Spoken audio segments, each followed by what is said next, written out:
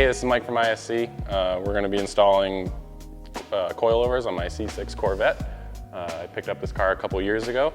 I have ISCs on my Miata that I drift, and eventually I'd like to drift this thing, but we'll see. It's like the newest, nicest vehicle I own, so we'll see what happens. So first thing we're going to do is start on the front of the car. The front ends are tied together with the leaf spring, so it's got to kind of do both sides at once, so we'll start there and see how it goes.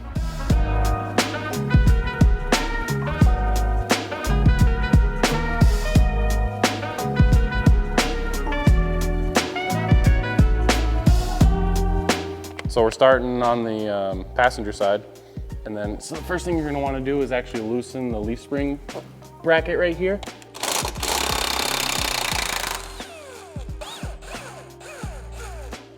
And then you're going to want to switch to a 15, which is the upper control arm bolts. You just want to be careful because there could be or is washers behind there.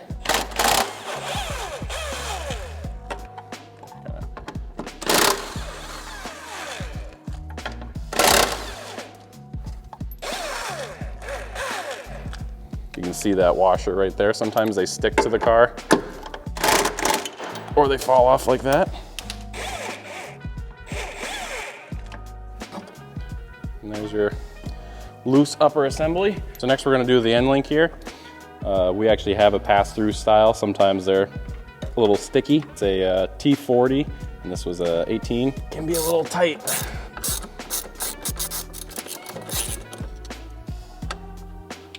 So next we'll do the tie rod 18 socket. There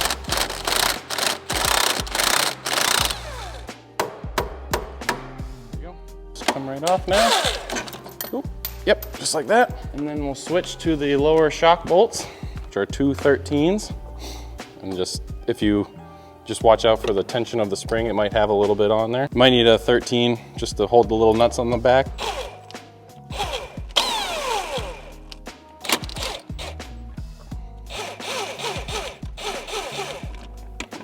And the whole thing will be loose like that. And then the leaf spring will come right out.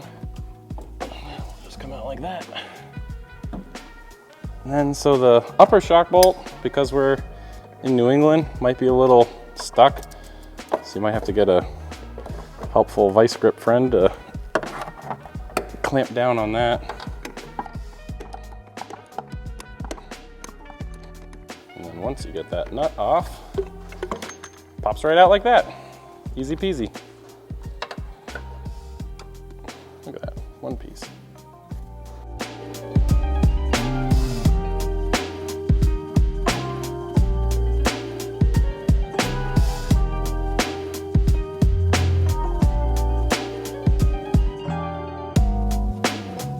So now we're going to put the front coilover in.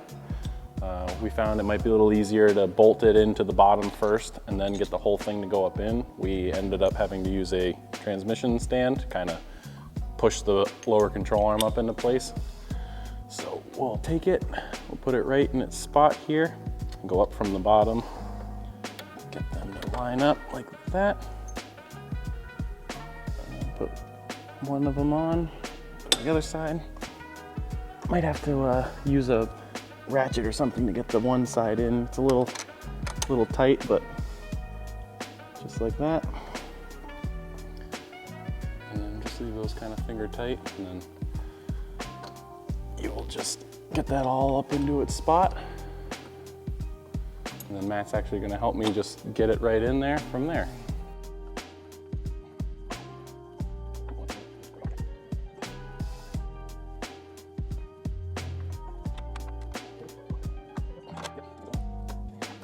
And that will be a 24 millimeter wrench to tighten that up.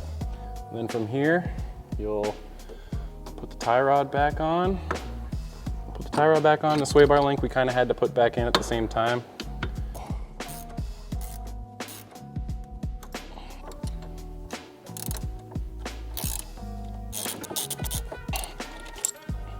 Voila. Get these lined up. There are, these do have washers behind them, and it's kind of important to realize which ones go where, so you don't have to mess with your alignment even more than you already have to.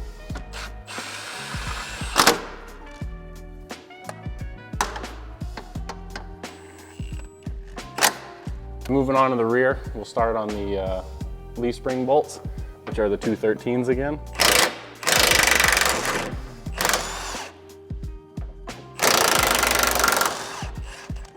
Just like that.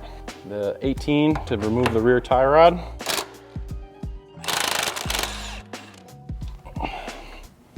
And then you might need to tap on it like we've been doing.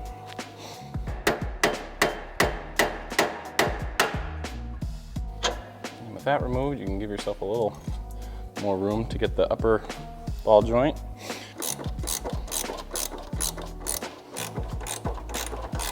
And then you can go to the upper shock bolts, which are 13s, and the upper ball joint was an 18.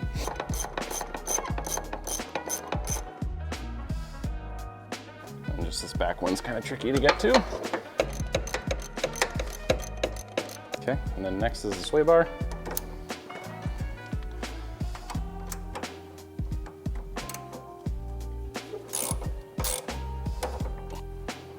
Just like that. And then the bottom shock bolt. In theory, that should just slide right out. To split this, you could do it either way. You could take the control arm out from up there, but we figured it was just easier just to pop this apart. So one person pushes down and the other person just kind of pops that out.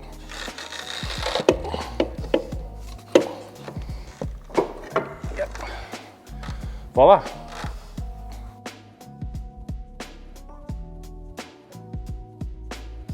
We did the other side, and we're having a little bit of problems with the sway bar link, so we just ended up just popping this guy right off because it kept fighting us. So just took that off. So we put the rear in. Makes it easier because now the whole rear suspension's more unloaded. Just get it right up through there. A little bit of a weird angle.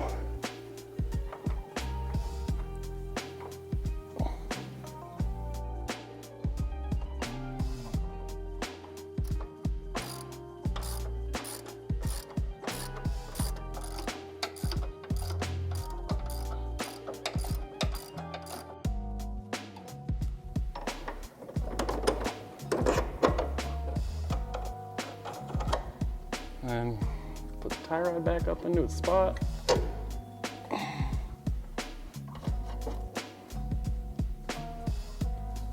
And then probably just use a helpful set of hands to get that upper ball joint in very quickly. Yep, perfect. So you get that, and then you'll get your sway bar link back in, which might take a little bit of jack help and finessing it to get the angle back in, but not for us. And we'll go ahead and get everything all tightened up, but that is essentially a rear coilover on a Corvette. Thanks for watching.